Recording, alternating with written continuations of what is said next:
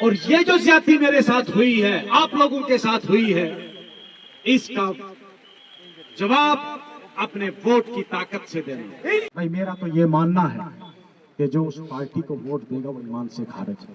बस दो ही ऑप्शन है, हम कोलिशन को वोट नहीं देंगे। मुझे अगर अल्लाह ने हिम्मत दी, मैं आप लोगों के लिए जिस तरह से पीछे लड़ता रहा आगे भी लड़ूंगा। क्या ये बात सही है? हाथ खड़े करके खुदा को हाजिर नाजिर रख के मुझे जवाब देगा।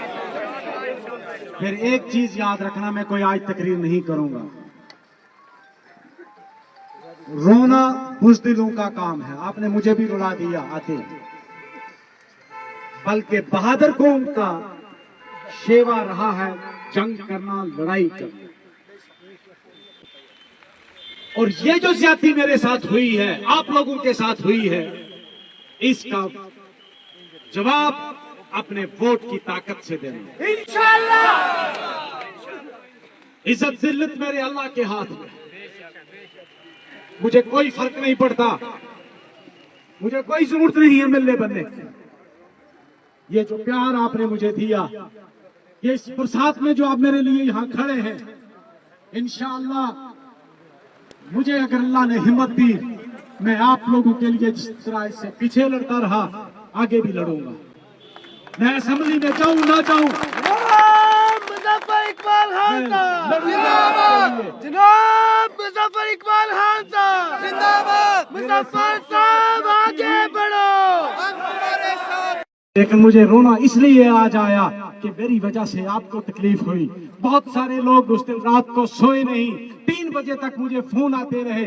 मुझे इसका अफसोस है कि मैंने मेरी वजह से यहाँ के लोगों को इतना दुख पहुंचा, मुझे इसलिए आंसू आए। मुझे कोई तलब नहीं है, मैं ये भी आपको बता दूं, उस दिन रात को अगर ये सुबह लोग मेरे पास ना आते, ये सरपंच मुगल साहब, अयूब साहब और मेरे इलाके के कुछ लोग, बीजी से पूरे इलाके के लोग, मैंने किसी को नहीं बुलाया। ककोड़ा के सरपंच सबसे पहले मेरे पास पहुंचे। मैं अभी उस दिन रात को सोया भी नहीं, नमाज पढ़ के मैं सोना चाहता था। मैंने उस दिन फैसला कर दिया था कि मैं सियासत छोड़ दूंगा। मैंने कहा ये पता नहीं इसके अंदर मैं फिट नहीं बैठा और मैं अपने आप को शिफ्ट कर दूंगा दिल्ली में, मैं सुप्रीम कोर्ट में सिर्फ वकालत करूंगा। लेकिन जब लोग मेरे पास आए सुबह हर इलाके से, मुझे कहने लगे आप तो चले जाओगे, हमें किसके हवाले कर जाओगे, हम क्या करेंगे? हमारे पास दो ही ऑप्शन है, हम कोलिशन को वोट नहीं देंगे। उन्होंने साफ अल्फाज में कह दिया हम कोलिशन के कैंडिडेट को नहीं देंगे। उन्होंने साफ अल्फाज में यही कहा कि या तो आप इलेक्शन लड़ोगे या फिर हम बीजेपी में जाएंगे। तो मेरे ईमान ने यह गवारा नहीं किया। मैंने कहा इसका कसूरवार भी नहीं बने। अगर ये लोग ईमान से खारिज हो जाएंगे तो ये सारा इल्जाम मुझ पे आएगा कि तेरी वजह से ये लोग। भाई मेरा तो ये मानना है कि जो उस पार्टी को वोट देगा वो ईमान से खारिज है। इसलिए मैंने ये फर्ज समझा कि अल्लाह ताला कल क़यामत के दिन अल्लाह और उसके रसूल मुझे गरीबां से पकड़ कर पूछेंगे कि जब तेरी कौम तेरे पास आई थी कि हम हमारा ईमान बचाओ, तू भाग गया दिल्ली, मैं क्या जवाब दूंगा? मैंने बहुत गौर किया इस पर।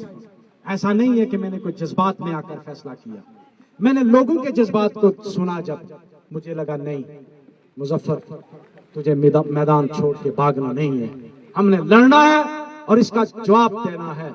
इस ज्यादती का, जुल्म का जवाब वोट से देना है। अब मंजाकोट वालों को मेरी एक ही गुजारिश है, आप सब गिले हो गए, बारिश है, मेरी एक ही गुजारिश है तमाम लोगों से। मुझे लगता है कि मंजाकोट का कोई गांव, कोई इलाका ऐसा नहीं है कि जहां का आदमी यहां ना हो। मेरी आप सबसे एक गुजारिश है, आज